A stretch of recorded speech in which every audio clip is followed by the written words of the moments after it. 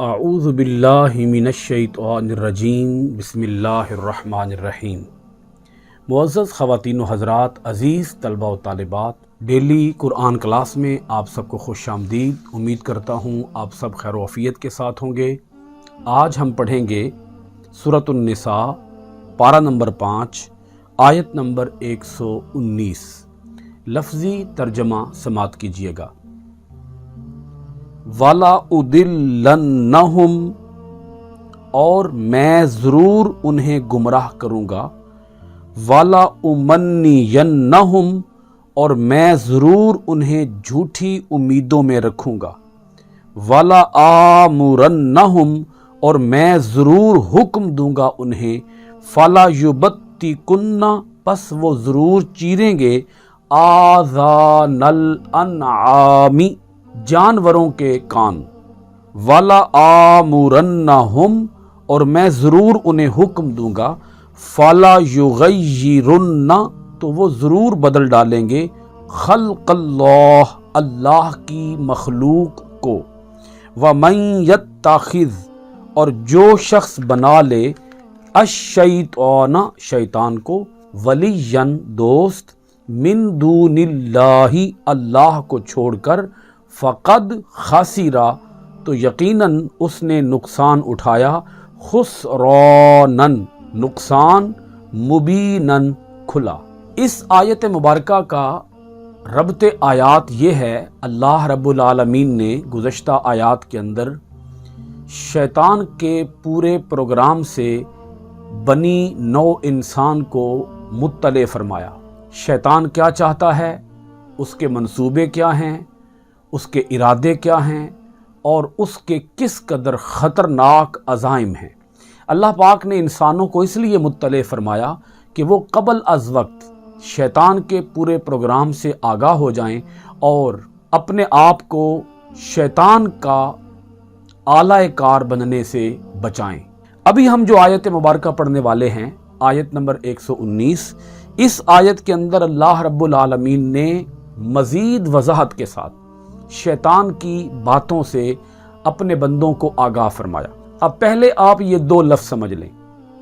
ایک تو یہ کہ شیطان نے کہا میں ضرور انہیں گمراہ کروں گا، اور دوسرا یہ کہ شیطان نے کہا میں ضرور انہیں جھوٹی امیدوں میں رکھوں گا۔ آپ سمجھ رہے ہوں گے کہ شیطان نے اللہ رب العالمین کی بارگاہ میں ڈھٹائی کا، بے باکی کا، گستاخی کا کس قدر مظاہرہ کیا کہ اس نے اللہ رب العالمین سے دشمنی مول لی، مخالفت مول لی، اور اس نے اللہ پاک کے بندوں سے انتقام لینا چاہا کہ جب اسے راندہ درگاہ کر دیا گیا، اسے دھتکار دیا گیا، تو اس نے کہا، اس نے علل اعلان کہا کہ میں ضرور گمراہ کروں گا انہیں، یعنی تیرے بندوں کو ضرور گمراہ کروں گا، اور میں انہیں جھوٹی امیدوں میں، ضرور انہیں جھوٹی امیدوں کے اندر رکھوں گا۔ اپنے سننے والوں کی خدمت میں یہ بات بھی عرض کرنا چاہوں گا کہ یہاں ضرور کس لفظ کا معنی ہے، تو یہ ہے لام تاکید۔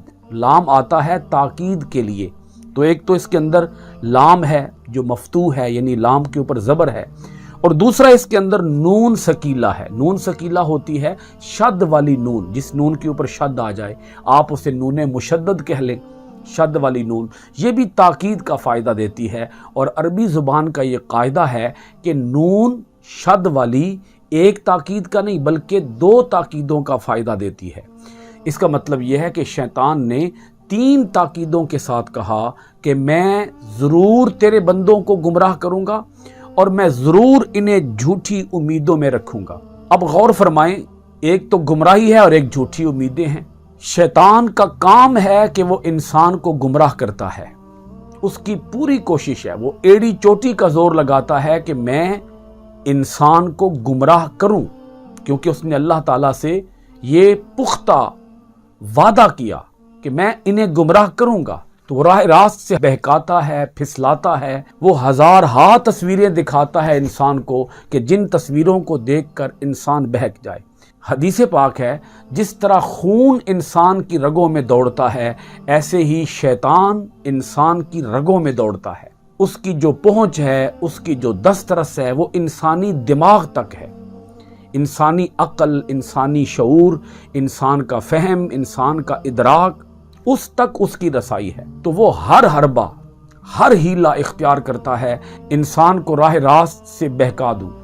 हत्ता कि इंसान अव्वल तो वो नेकी की तरफ इंसान को जाने ही नहीं देता, और अगर इंसान नेकी की तरफ चला भी जाए तो वो फिर हमला करता है कि ये नेकी इसकी ज़ाया हो जाए। वो रियाकारी का एहसास दिल के अंदर पैदा कर देगा कि इंसान के अंदर रियाकारी का जज्बा आ जाए, नमूदो नुमाइश का जज्बा आ जाए।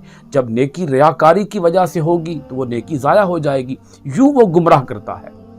फिर कोशिश करता है कि इंसान फ़राइज़ को छोड़े, इंसान गुनाहों के अंदर मुब्तला हो, मासी के अंदर, अल्लाह की नाफरमानी के अंदर मुब्तला हो, हत्ता कि वो इंसान को कुफ्र और शिरक में मुब्तला कर देता है। अब ये जो लफ्ज़ है कि मैं ज़रूर इन्हें झूठी उम्मीदों में रखूंगा, बहुत से इंसान ऐसे हैं जो दौलत को अपना मकसूद बना चुके हैं, ज़र को, पैसे को अपनी ज़िंदगी का मतमाए नज़र, अपनी ज़िंदगी का टारगेट बना चुके हैं कि हमने दौलत इकट्ठी करनी है।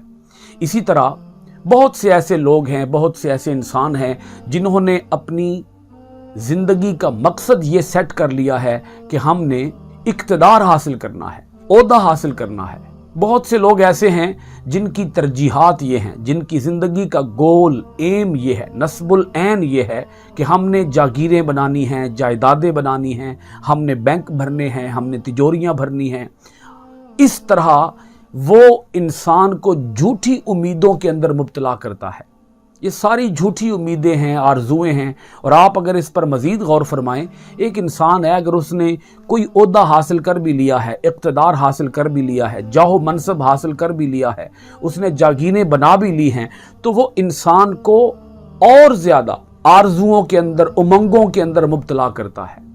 जिस इंसान के पास 2 लाख आ गए हैं वो चाहता है 4 लाख हो जाए, जिसके पास एक मकान, एक कोठी आ गई है वो चाहता है 2 हो जाएं, जिसके पास एक गाड़ी आ गई है वो चाहता है 2 गाड़ियां हो जाएं।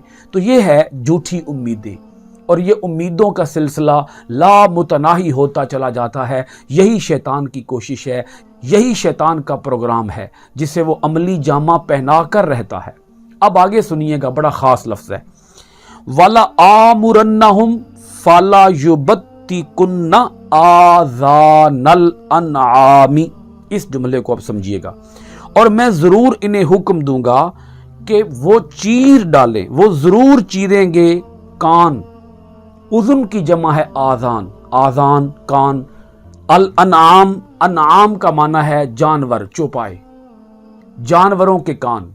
मैं ज़रूर इन्हें हुक्म दूंगा कि वो ज़रूर चीरेंगे जानवरों के कानों को। पसे मंज़र इसका थोड़ा समझ लें, मुश्किल सी बात है, आपको ज़रा कोशिश करूंगा आसानी के साथ समझ आ जाए। कुफ़ार मक्का, मुशरिकीन मक्का, उनकी एक आदत थी। आदत उनकी ये थी, जो ऊँटनी 10 या 12 बच्चे जन लेती थी, 10 या 12 बच्चों को जन्म दे लेती थी, तो उस ऊँटनी को वो खेतों के अंदर, सहराओं के अंदर खुला आज़ाद छोड़ देते थे। उसके कान वो चीर डालते थे, कट लगा देते थे, और उसका मकसद ये होता था कि लोगों को पता चल जाए कि ये ऊँटनी बुतों के नाम पर वक्फ कर दी गई है, अब इसका हमारे साथ कोई ताल्लुक नहीं है। वो ऊँटनी फिर चरती फिरती, उससे वो काम काज लेना पसंद ना करते। उनके यहाँ अकीदा ये था कि ये चूँकि हमने बुतों के नामों पर, झूठे खुदाओं के नामों पर, देवताओं के नामों पर या देवियों के नामों पर हमने इस ऊँटनी को वक्फ कर दिया है, तो अब हम इससे कोई काम काज नहीं ले सकते। वो फिर आज़ाद चरती फिरती, कोई भी उससे कोई, ना उसे कोई मारता, ना उसके ऊपर कोई सवारी करता, ना वो माल बर्दारी के लिए ऊँटनी इस्तेमाल की जाती। इसी तरह ऊँट भी, जो ऊँट किसी ऊँटनी के साथ 10-12 बार इंटरकोर्स कर चुका है, और उस ऊँट को भी वो आज़ाद छोड़ देते कि इस ऊँट के साथ भी हमारा कोई ताल्लुक नहीं है। ये है कान चीरने का फ़लसफ़ा। अब जानवरों के कान चीरना, ये जानवरों के ऊपर जुल्म है, जानवरों को खामखा तकलीफ़ पहुँचाना है। फिर जानवरों को बुतों के नाम पर वक्फ कर देना, ये भी एक अहमकाना फ़लसफ़ा है। फिर उन जानवरों को, उन ऊँटों को या उन ऊँटनियों को बुतों के नाम पर ज़िबा करना, ये भी एक हमाकत है और मुशरिकाना तर्ज़ अमल है, मुशरिकाना फ़ेल है। تو یہ شیطان کراتا ہے انسانوں سے. اللہ پاک نے اس کا پروگرام واضح کیا. پھر فرمایا وَلَا آمُرَنَّهُمْ فَلَا يُغَيِّرُنَّ خَلْقَ اللَّهِ. شیطان نے کہا میں ضرور انہیں حکم دوں گا، وہ ضرور بدل ڈالیں گے اللہ کی مخلوق کو. اب یہ بڑی خاص بات ہے، یہ تغییر خلق کا مسئلہ ہے. وہ کہہ رہا تھا کہ میں اللہ کی مخلوق کو بدل ڈالوں گا، میں ان تیرے بندوں کو حکم دوں گا کہ یہ تیرے بندے تیری بنائی ہوئی مخلوق کے اندر تبدیلیاں لے آئیں، تغیر لے آئیں، تبدل لے آئیں، چینجنگز لے آئیں. تو میں تیری بنائی ہوئی مخلوق کو بدلوا کے رکھ دوں گا تیرے بندوں سے. تیرے بندوں کو اس حد تک گمراہ کروں گا، تیرے بندوں کو اس حد تک جھوٹی امیدوں کے اندر مبتلا کروں گا کہ یہ تیری ہی بنائی ہوئی مخلوق کو بدل ڈالیں گے. اب یہاں ایک بات ذرا اچھی طرح سے سمجھ لیجئے کہ شیطان ہو یا شیطان کے چیلے ہوں، وہ اللہ تعالیٰ کی بنائی ہوئی چیزوں کو تبدیل تو نہیں کر سکتے. میں اس کی ایگزامپل دیتا ہوں. مثال کے طور پر یہ تو نہیں ہو سکتا کہ آدھا بندر ہو آدھا ہاتھی ہو. یہ نہیں ہو سکتا کہ کسی جانور کا دھڑ بکری والا ہو اور اس کا سر شیر والا ہو. یہ بھی نہیں ہو سکتا کہ کسی گائے کی دم جو ہے وہ کتے والی ہو، اس کا دھڑ جو ہے وہ چیتے والا ہو اور اس کا منہ جو ہے وہ کسی اونٹ کی طرح ہو. یہ نہیں ہو سکتا. اللہ کی مخلوق کو کیسے وہ بدلے گا؟ اس کو اب ذرا سمجھیے گا. اللہ تعالیٰ کی مخلوق کو کوئی بدل نہیں سکتا. یہ طاقت، یہ قوت، یہ صلاحیت کسی کے اندر نہیں ہے کہ وہ اللہ کی بنائی ہوئی مخلوق کے اندر تبدیلیاں لے کر آئے. یہ نہیں ہو سکتا. مگر اس تغییر خلق سے یہاں مراد کیا ہے؟ اللہ کی مخلوق کو تبدیل کر دینے کا مطلب کیا ہے؟ مطلب یہ ہے، آپ دیکھیں، جس مقصد کے لیے کوئی چیز بنائی گئی ہے، اللہ نے جس مقصد کے لیے بنائی ہے، شیطان انسانوں کو حکم دیتا ہے کہ اس مقصد کو بدل ڈالو. مثال کے طور پر سورج ہے، چاند ہے، ان کا مقصد ہے، سورج کا مقصد ہے وہ دھوپ دیتا ہے، سورج کا مقصد ہے وہ روشنی کرتا ہے، چاند کا مقصد ہے وہ رات کو روشن کرتا ہے. چاند جو ہے اسی کی چاندنی سے سمندروں کے اندر مد و جزر پیدا ہوتا ہے، اسی سے کھیتیاں سرسبز ہوتی ہیں، اسی سے پھلوں کے اندر مٹھاس پیدا ہوتی ہے، رس پیدا ہوتی ہے، پھلوں کے اندر لذت پیدا ہوتی ہے. تو شیطان کیا کرتا ہے؟ شیطان انسان کے ذہن کے اندر یہ بات ڈالتا ہے کہ یہ تیرے معبود ہیں، تو ان کی عبادت کر، ان کی پوجا کر، ان کی پرستش کر. تو انسان شیطان کے بہکاوے کے اندر آ کر سورج اور چاند کی پوجا شروع کر دیتا ہے. یہ ہے تغییر خلق، کہ جس مقصد کے لیے مخلوق پیدا کی گئی اس مقصد سے ہٹا دیا گیا. یہ ساری کائنات انسان کی خدمت کے لیے پیدا کی گئی ہے. انسان اس کائنات کے لیے پیدا نہیں کیا گیا. کائنات انسان کے لیے پیدا کی گئی ہے اور انسان کو اللہ تعالیٰ کی عبادت کے لیے پیدا کیا گیا ہے. ایک اس کا پہلو یہ ہے شیطان کے تغییر خلق کا کہ وہ مقصدیت بھلا دے گا اور ان چیزوں کی عبادت کے اندر، پوجا پاٹ کے اندر لگا دے گا. تغییر خلق کا ایک دوسرا پہلو یہ ہو سکتا ہے، آپ دیکھیں، مرد ہے اور عورت ہے. انسانوں کی بات کر رہا ہوں. انسانوں کے اندر جو مرد ہیں ان کی اپنی شیپ ہے، ان کی جسم کی اپنی ساخت ہے. وہ ساخت تو نہیں بدلوا سکتا شیطان. عورت کے جسم کی ایک اپنی ساخت ہے، اس کو تو شیطان نہیں بدلوا سکتا. مگر وہ کیا کر سکتا ہے؟ آپ غور کیجئے گا. شیطان انسان کے ذہن کے اندر یہ نظریات ڈالتا ہے کہ مرد عورتوں کی طرح ہو جائیں، عورتیں مردوں کی طرح ہو جائیں، مشابہت اختیار کریں. مشابہت، مثال کے طور پر مرد جو ہیں وہ لمبے لمبے بال رکھ لیں عورتوں کی طرح، عورتیں جو ہیں وہ بالوں کو چھوٹا کروانا شروع کر دیں. جیسے مردوں کے بال ہوتے ہیں عورتیں ایسے بال رکھنا شروع کر دیں. مرد کے چہرے کے اوپر اللہ پاک نے بال رکھے ہیں، داڑھی کے بال ہیں، مونچھوں کے بال ہیں. عورت کے چہرے پر اللہ پاک نے کوئی بال نہیں رکھے. اس کی نہ داڑھی ہوتی ہے، اس کی نہ مونچھیں ہوتی ہیں. تو اب شیطان انسان کے ذہن کے اندر یہ فلسفہ، یہ نظریہ ڈالتا ہے کہ اے مردو، تم عورتوں کی طرح اپنے چہروں کو بناؤ، سنوارو، سجاؤ۔ جیسے عورتوں کی نہ مونچھیں ہیں، عورتوں کی نہ داڑھی ہے، اسی طرح تم بھی اپنی مونچھیں بھی صاف کروا دو، اپنی داڑھی بھی صاف کروا دو، اور مونچھیں اور داڑھی صاف کروا کے تم عورتوں کی مشابہت اختیار کرو۔ رسول پاک صلی اللہ علیہ وآلہ وسلم نے اسی لیے ان مردوں پر بھی اور ان عورتوں پر بھی لعنت فرمائی ہے جو مرد عورتوں کی مشابہت اختیار کرتے ہیں اور جو عورتیں مردوں کی مشابہت اختیار کرتی ہیں۔ اللہ کے رسول علیہ الصلوۃ والسلام نے ایسے لوگوں پر، ایسے مردوں پر، ایسی عورتوں پر لعنت فرمائی ہے۔ اب آپ بات کو سمجھ رہے ہوں گے کہ یہ کیا ہے، فَلَا يُغَيِّرُنَّ خَلْقَ اللَّهِ وَلَا آمُرَنَّهُمْ فَلَا يُغَيِّرُنَّ خَلْقَ اللَّهِ، کہ میں انہیں حکم دوں گا کہ یہ اللہ کی تخلیق کو بدل ڈالیں۔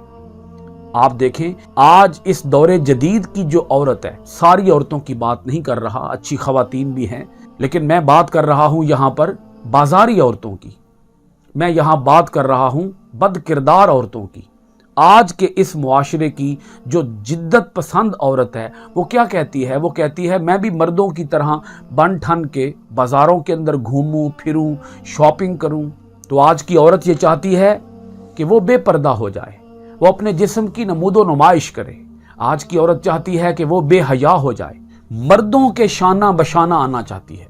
تو یہ کون ہے جو اس عورت کے ذہن کے اندر یہ نظریات، یہ وسوسے اور یہ تحریکات، عورت کو کون برانگیخت کرتا ہے، عورت کو کون ابھارتا ہے؟ اس کے پیچھے کون ہے؟ یہ ہے شیطان۔ وہ کہہ رہا ہے وَلَآمُرَنَّهُمْ فَلَا يُغَيِّرُنَّ خَلْقَ اللَّهِ، میں انہیں حکم دوں گا کہ یہ اللہ کی مخلوق کو ضرور بدل ڈالیں گے۔ اللہ پاک پھر آگے ارشاد فرماتا ہے، سنیے گا، وَمَن يَتَّخِذِ الشَّيْطَانَ وَلِيًّا مِّن دُونِ اللَّهِ، اللہ پاک ارشاد فرماتا ہے، اور جو شخص بنا لے شیطان کو اپنا دوست اللہ کو چھوڑ کر، جو شیطان کو اپنا دوست بنا لے، فقد خسر خسرانا مبینا، تو نقصان اٹھایا اس نے کھلا نقصان۔ اللہ رب العالمین نے اس آیت مبارکہ کے اندر یہ بات پوری طرح سے کھول کر روز روشن کی طرح آشکار کر دی، عیاں کر دی کہ یہ ہے شیطان کا پروگرام۔ اگر تم شیطان کو اپنا دوست بنانا چاہتے ہو تو پھر سوچ لینا کہ تمہارا انجام کیا ہوگا۔ انجام یہ ہے کہ تمہیں صرف اور صرف نقصان ہی اٹھانا پڑے گا، نقصان کے سوا کوئی چیز بھی تمہارے ہاتھ نہیں آئے گی۔ آج کی کلاس سورۃ النساء کی آیت نمبر 119 کے ساتھ ختم کرتے ہیں انشاءاللہ العزیز۔ آئندہ ڈیلی قرآن کلاس میں حاضر ہوں گے سورۃ النساء کی آیت نمبر 120 کے ساتھ۔ اللہ رب العالمین ہم سب کو اپنے کلام میں گہرا غور و خوض کرنے، قرآن مجید کی آیات کو ترجمہ، معنی، تفسیر و تشریح کے ساتھ پڑھنے، عمل پیرا ہونے، قرآن کے آفاقی پیغام کو دنیا بھر کے اندر عام کرنے کی توفیقات خیر عطا فرمائے۔ آپ سب حضرات کا بہت شکریہ۔ السلام علیکم ورحمۃ اللہ وبرکاتہ۔